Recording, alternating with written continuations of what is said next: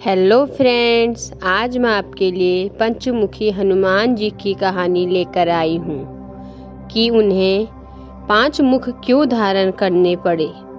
इससे पहले अगर आपने मेरे चैनल को सब्सक्राइब नहीं किया तो प्लीज़ उसे सब्सक्राइब कर लें और इस वीडियो को सुनने के बाद लाइक और शेयर ज़रूर करें। तो आज की यह पावन कथा आरंभ करते हैं। जब श्री राम और रावण के बीच भयंकर युद्ध चल रहा था, जिसमें एक एक करके रावण के सभी शक्तिशाली योद्धा मारे जा रहे थे।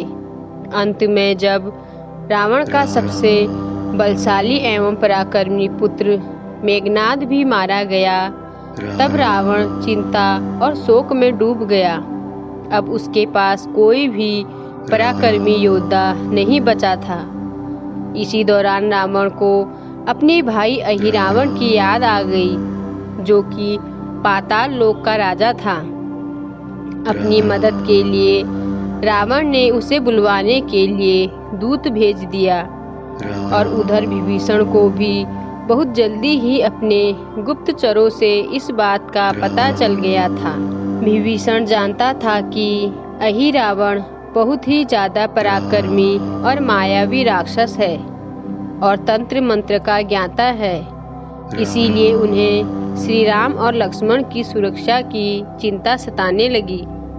जब विभीषण ने अपनी चिंता हनुमान जी को बताई तो हनुमान जी ने खुद श्री राम और लक्ष्मण जी की सुरक्षा का भार संभाला और वहां रावण की आज्ञा का पालन करते हुए अहिरावण भी रावण के पास पहुंच चुका था।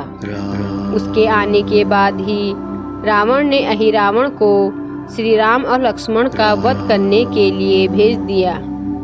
एक रात्रि में प्रभु राम और लक्ष्मण अपनी कुटिया में सो रहे थे और हनुमान जी बाहर पहरा दे रहे थे। हनुमान जी ने कुटिया के चारों ओर सुरक्षा का अभेद घेराव बना दिया था, जिसके अंदर किसी मायावी शक्ति का घुसना मुश्किल था। अहिरावण कुटिया के बाहर तो पहुंचा, लेकिन मायावी पहरा होने की वजह से अंदर ना जा सका, जिसके बाद उन्होंने अपनी मायावी शक्तियों का इस्तेमाल करके विभीषण का रूप धारण किया और हनुमान जी के पास जाकर श्री राम के दर्शन करने की बात कही। हनुमान जी ने अहिरावण को विभीषण समझकर कुटिया में प्रवेश दे दिया। अंदर पहुंचते ही अहिरावण ने श्री राम और लक्ष्मण का पत्थर की शिला के साथ ही अपहरण कर लिया और पाताल लोक ले गया। विभीषण को जैसे ही ये दुखद समाचार प्राप्त हुआ, वे भी व्याकुल हो उठे, क्योंकि वो जानते थे कि अहिरावण जैसे मायावी राक्षस से श्री राम और लक्ष्मण को कितना खतरा है। विभीषण ने तत्काल हनुमान जी को पाताल लोक भेज दिया। हनुमान जी तुरंत पाताल लोक के लिए निकल पड़े। यहाँ द्वार पर ही उनका सामना एक और महाबली वानर से हो गया। हनुमान जी ने उसका परिचय पूछा तो वानर रूपी मानव ने कहा कि वह पवन पुत्र हनुमान का बेटा मकरध्वज है। अब हनुमान जी और ज्यादा अचंभित हो गए। वे बोले कि मैं ही हनुमान हूँ, लेकिन मैं तो बाल ब्रह्मचारी हूँ। तुम मेरे पुत्र कैसे हो सकते हो? हनुमान जी की जिज्ञासा शांत करते हुए मकरध्वज ने उन्हें पसीने की बूंद और मछली से उत्पन्न होने की कथा सुनाई। कथा सुनकर हनुमान जी ने स्वीकार कर लिया कि मकरध्वज उनका ही पुत्र है। हनुमान ने मकरध्वज को बताया कि उन्हें अहिरावण यानी उसके स्वामी की कैद से अपने राम और लक्ष्मण को मुक्त कराना है।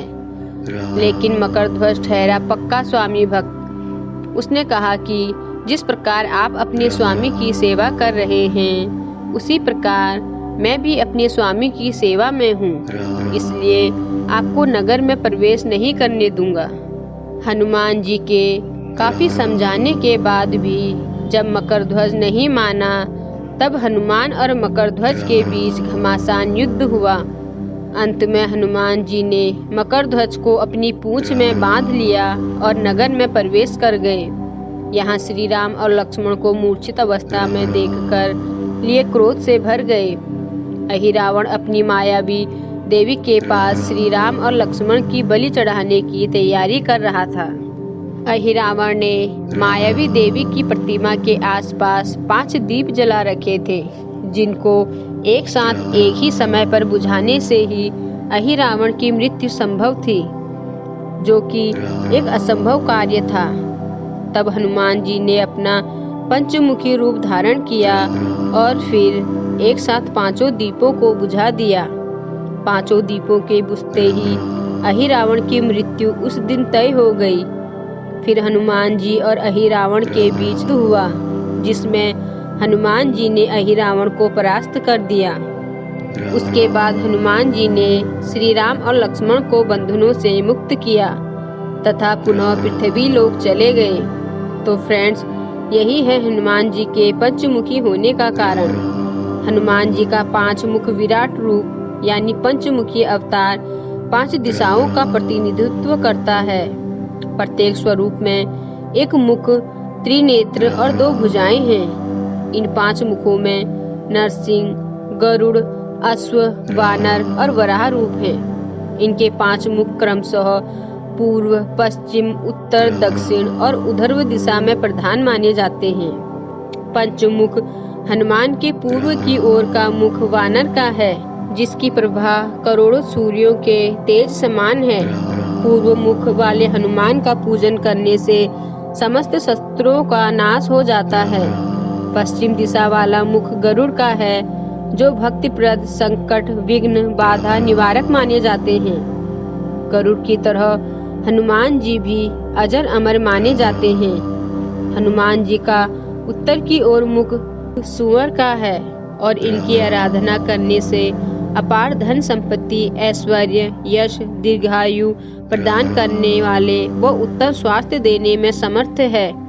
हनुमान जी का दक्षिण मुखी स्वरूप भगवान नरसिंह का है, जो भक्तों के भय, चिंता, परेशानी को दूर करता है।